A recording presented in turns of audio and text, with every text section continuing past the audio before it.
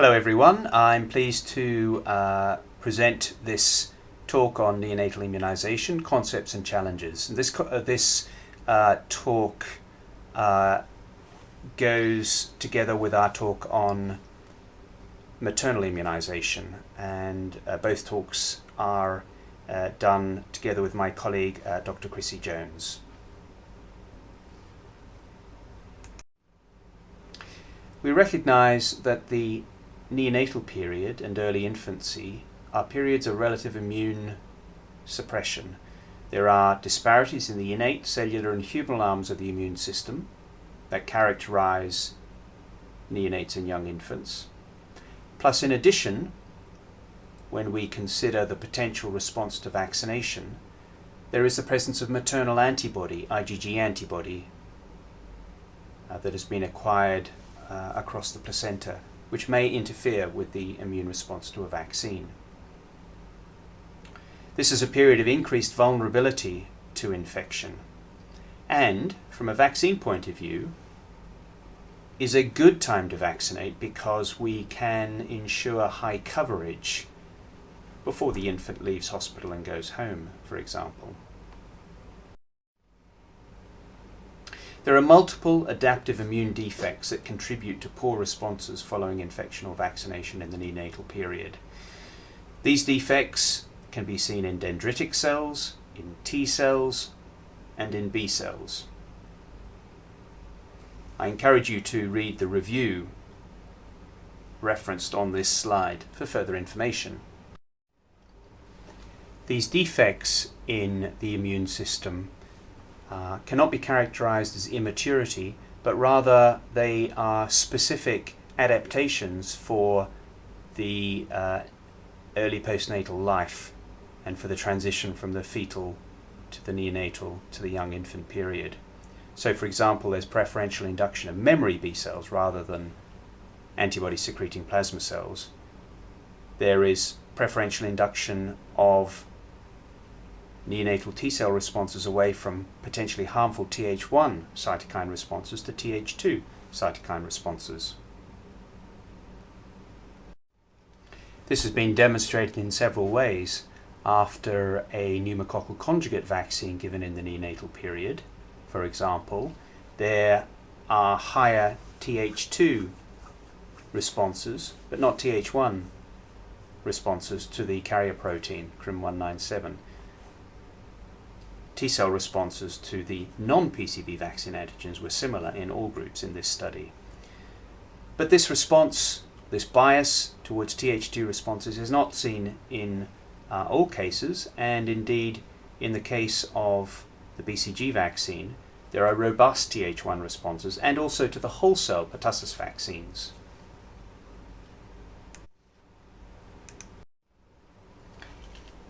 The ideal vaccine would be a vaccine that is given at birth, so in the neonatal period, that is a vaccine that doesn't require an injection, and that is a vaccine that covers multiple diseases and provides both immediate and long-lasting protection. But I think we would all recognize that this is not a vaccine that we have at present. It's one that we strive for. But we do have some vaccines that are currently given in the neonatal period. Oral polio vaccine, hepatitis B vaccine, and BCG vaccine. In the case of oral polio vaccine and hepatitis B vaccine, multiple doses are required. In the case of BCG vaccine, only one dose is required. This is for a number of reasons, which I will now talk about.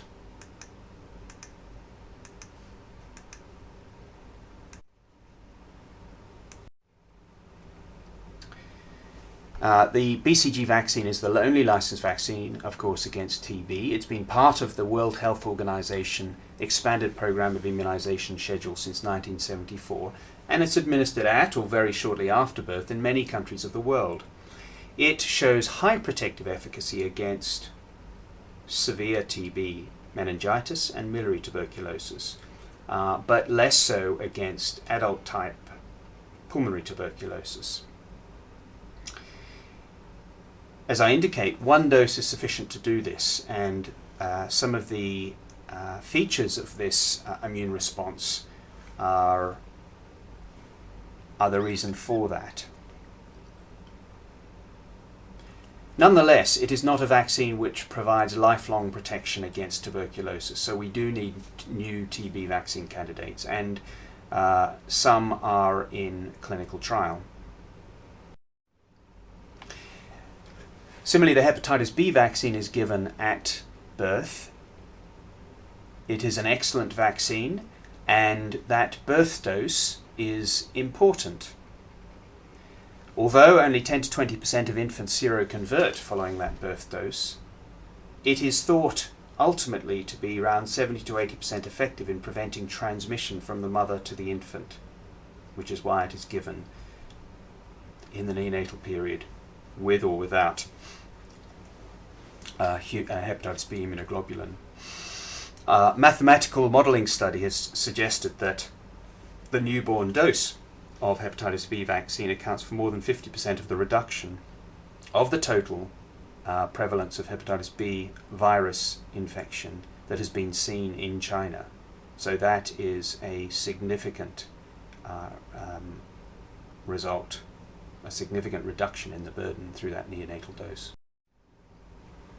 The oral polio vaccine is of course also given widely in developing countries and has been shown to generate significant intestinal immunity.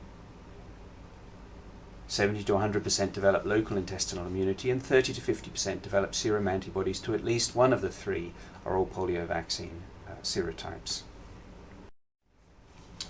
So these three vaccines, BCG, hepatitis B, and oral polio vaccine, are given in the neonatal period and contribute and have contributed significantly to the control of these three important infections. So what is the role for neonatal immunization against the many other serious and significant bacterial and other infections that occur in infancy? This graph demonstrates the burden of invasive bacterial infection in childhood, and particularly in the first year of life, where you can see the high age-specific incidence.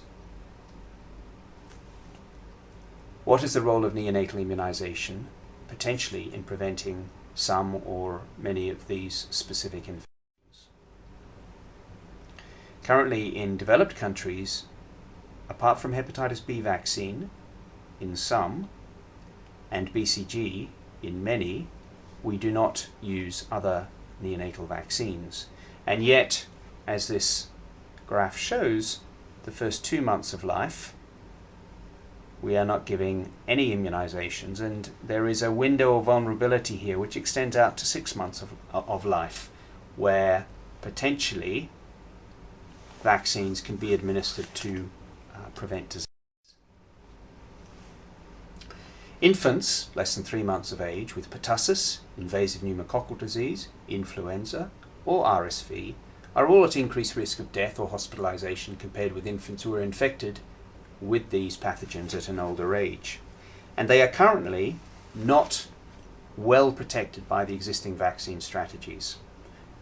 Pertussis and pneumococcal conjugate vaccine schedules are initiated from 6 to 8 weeks of age, and therefore too late to prevent many of the cases that might be seen. Even when a maternal pertussis vaccine is applied, there will be those who do not receive the vaccine, who refuse the vaccine, or in whom it is given too late in pregnancy for it to be effective. So there is still the potential for administering a vaccine in the neonatal period to protect against pertussis as well. Of course, there is no influenza vaccine given less than 6 months of age currently, although there are trials in which it is being given earlier. And there is no licensed RSV vaccine. So these are potential infections, diseases, that neonatal immunization might have a role to play in.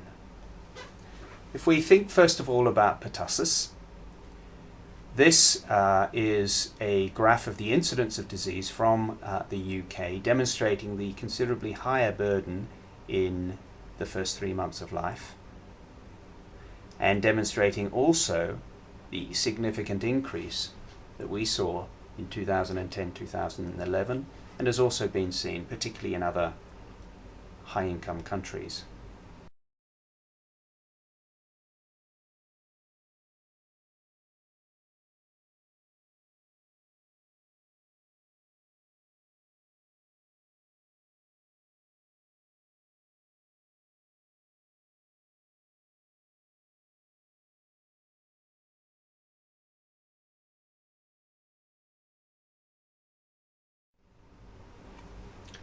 If we then map the current primary vaccine schedule against cases of disease, it can be seen that if we assume 2 doses of pertussis vaccine are required to provide protection, many of the cases have already occurred by then.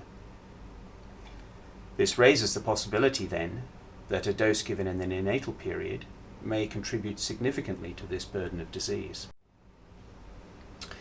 There are 4 studies which have tried to address this. They've looked at the immune responses following a pertussis vaccine given in the neonatal period. This has either been a monovalent acellular pertussis vaccine, that is a single pertussis vaccine without concomitant antigens, or it has been a combination vaccine with diphtheria and tetanus, a DTaP vaccine. And certainly 3 of the studies with the monovalent vaccine have shown higher pertussis antibody responses are achieved earlier than in control infants who are vaccinated at the routine schedule.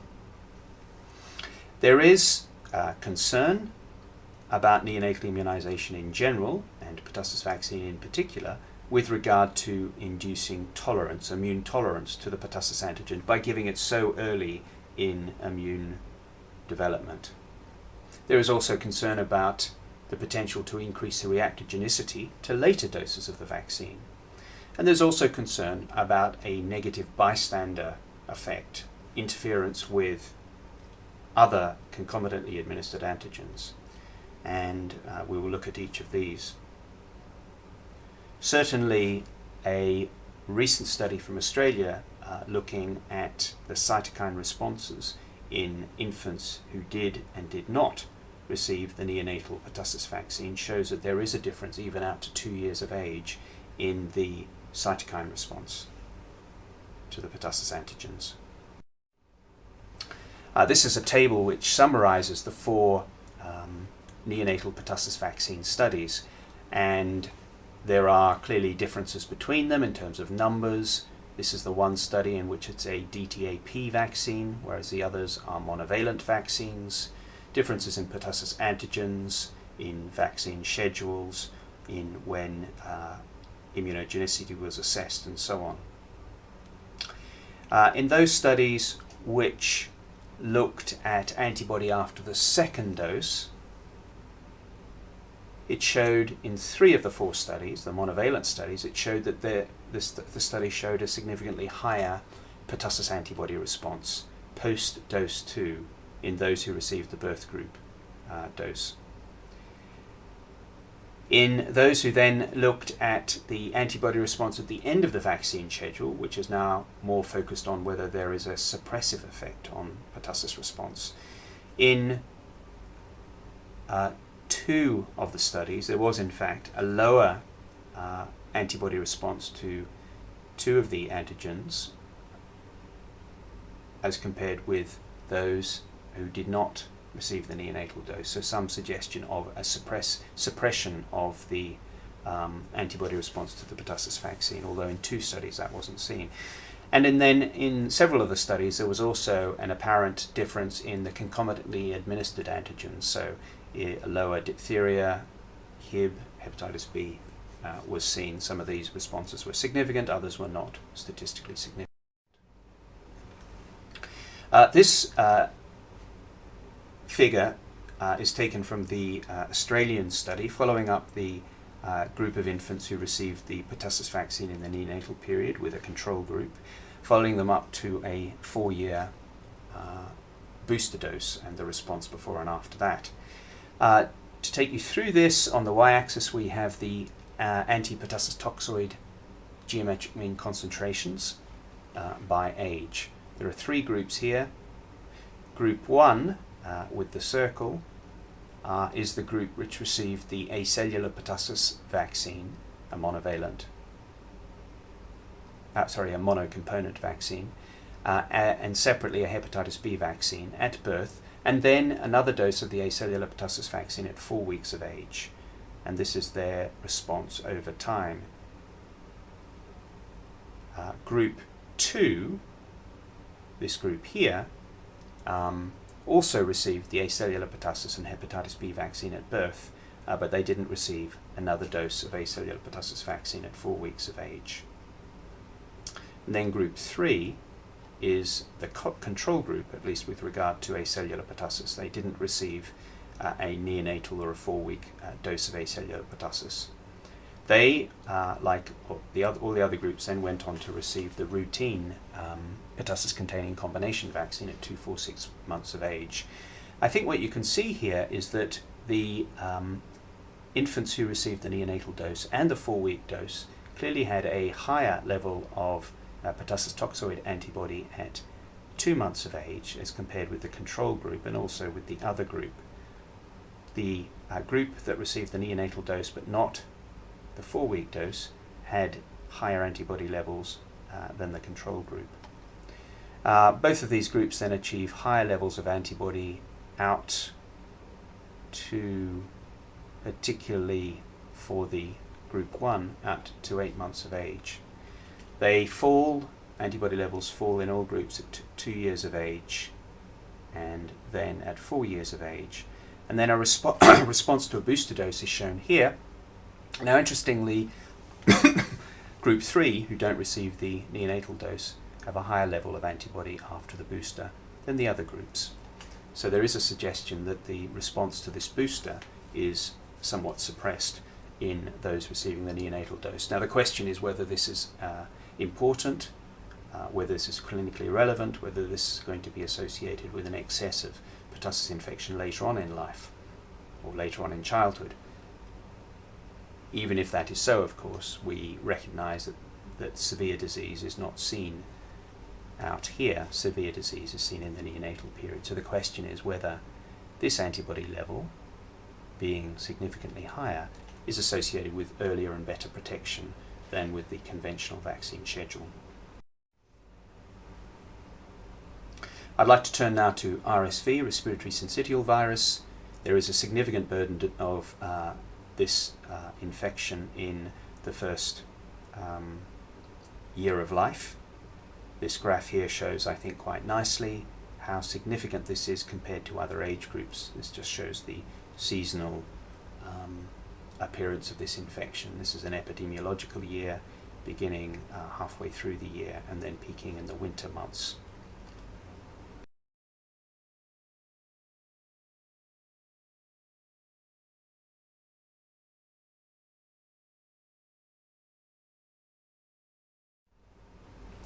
This demonstrates that in that first year of life, it's the first couple of months of life where most hospitalizations occurs. And this, of course, is the reason that we might consider a neonatal dose of RSV vaccine. This, therefore, is a promising concept because of the burden of disease occurring early in life. However, there are a number of issues associated with this, and there are alternative strategies for preventing RSV disease in this period of time. And the most promising strategies are probably around maternal vaccination, although maternal vaccination coupled with an infant vaccination program, i.e. beginning vaccination outside the neonatal period, simply because the first few months of life may have protection afforded through the maternal vaccine and its persisting antibody, and then later in the first year of life, protection through an infant vaccine schedule. This is the current strategy that is being pursued. So there are a number of issues around this, although there have been some studies done in the early infant period with RSV vaccines already.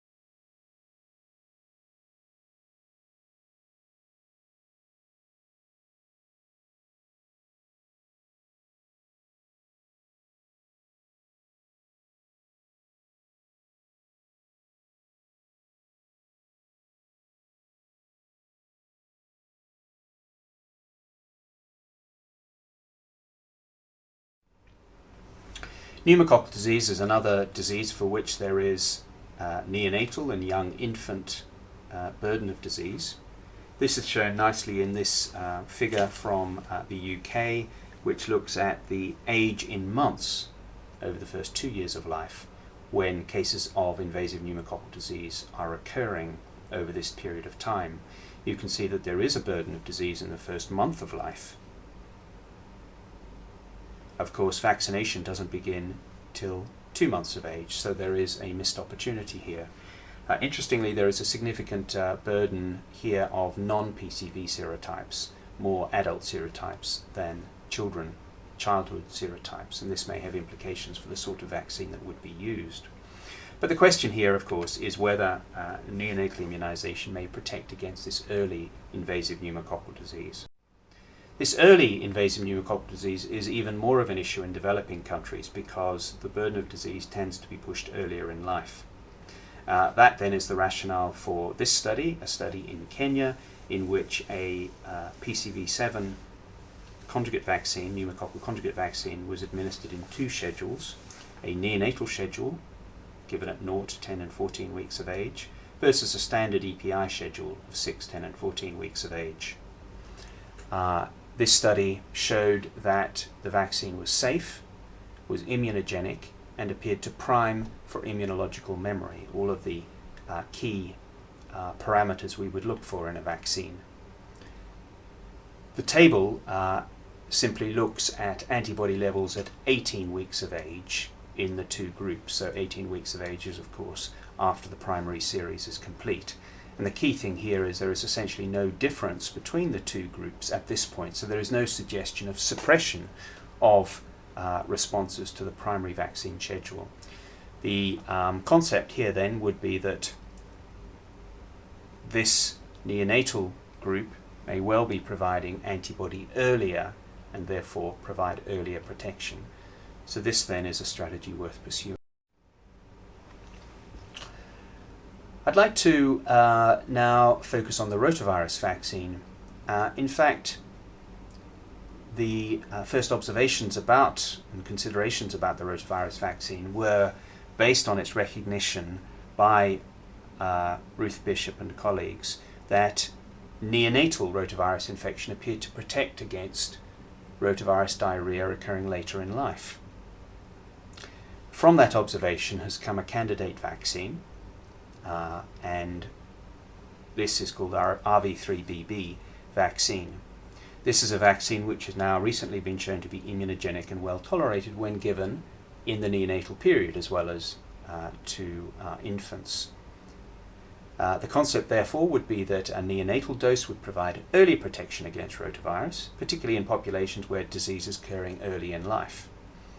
The other potential value of such an approach, that is completing the rotavirus vaccine schedule earlier in life, is that it more clearly avoids the age window in which intersusception may occur, and thus reduces the opportunity or reduces the risk of intersusception, or at least the perceived risk of intersusception associated with this rotavirus vaccine. Because clearly that has been a complication that has coloured the history of rotavirus vaccine development. This is the study I'm alluding to, a recent study published in Lancet Infectious Diseases with this particular vaccine. This is the schedule that was used in this study. So there were infants who received a neonatal dose and then another dose at 8 and 15 weeks of age. There was a placebo group, no rotavirus vaccine, and then an infant schedule where they didn't receive the neonatal dose, but they then received it at 8, 15 and 24 weeks of age. The figures demonstrate the so-called vaccine take, as evidenced by stool vaccine virus shedding or a serum IgA response. And if we look here at the top figures, here the vaccine group is in red and the placebo group is in blue. This is the neonatal schedule, this is the infant schedule. So here after dose 1, dose 2, dose 3, and in the infant schedule that's shifted along because they have this dose 4 as well. And if we compare like for like, so here, for example, after the second dose in the neonatal schedule versus the infant schedule, here, you can see very similar after the third dose, very similar. And obviously for both groups, vaccine take is well above that of the control vaccine, the placebo vaccine. So promising data about this vaccine, and therefore the subject now of an efficacy trial. So neonatal rotavirus vaccine offers a number of theoretical benefits. With all of the vaccines that we give to children and pregnant women, and particularly in the neonatal period, we're concerned about safety. There is clearly the possibility of both local and systemic adverse events following immunization. There is also this theoretical concept of induction of tolerance by exposing the neonatal immune system to antigens. There is the possibility that that may result in hyporesponsiveness or tolerance to that antigen later in life. Early studies with the Hib conjugate vaccine suggested that this was possible. Newborns who had the neonatal dose of a Hib conjugate vaccine had lower doses to the Hib antibody, anti-PRP antibody, after second and third doses, but that wasn't universally observed in other vaccine studies and was not, as I've demonstrated to you, observed in the neonatal PCV7 study. It's also not been seen in the acellular pertussis vaccine studies, although has been seen in neonatal whole cell pertussis vaccine studies. So this is an important potential adverse event following neonatal immunization that needs to be monitored for. If we accept that neonatal immunization is a desirable goal, then how can we improve the response of the neonate to immunization? The success of the hepatitis B and BCG vaccine suggests that the adaptive immune systems of neonates are sufficiently strong to generate protective antibody and long-term memory. The central difficulty with the neonatal immune response, therefore, may not lie with T and B lymphocytes, but with the innate immune system. And this is why and where new adjuvants may have a role to play. There are a number of adjuvants that we currently use and others that are not yet in clinical trial. If we think about the BCG vaccine, which has been a successful neonatal vaccine, we know that BCG contains ligands for 5 distinct toll-like receptors. Engagement, therefore, of multiple toll-like receptors, as BCG does, may be why this is a successful vaccine, is able to induce immune responses and protection, and so may be a model, therefore, for other neonatal vaccines. So let me finish by concluding that neonatal vaccination is a promising platform for preventing selected infections in young infants. Maternal vaccination, I think we have clearly demonstrated the success of this approach, the potential of this approach, but it will not be an option for all infections, and even when it is being used, there will be exceptions where maternal vaccines can't be given, where the vaccine is refused, where there is not the opportunity for timely vaccination and timely protection. So a neonatal strategy might be considered.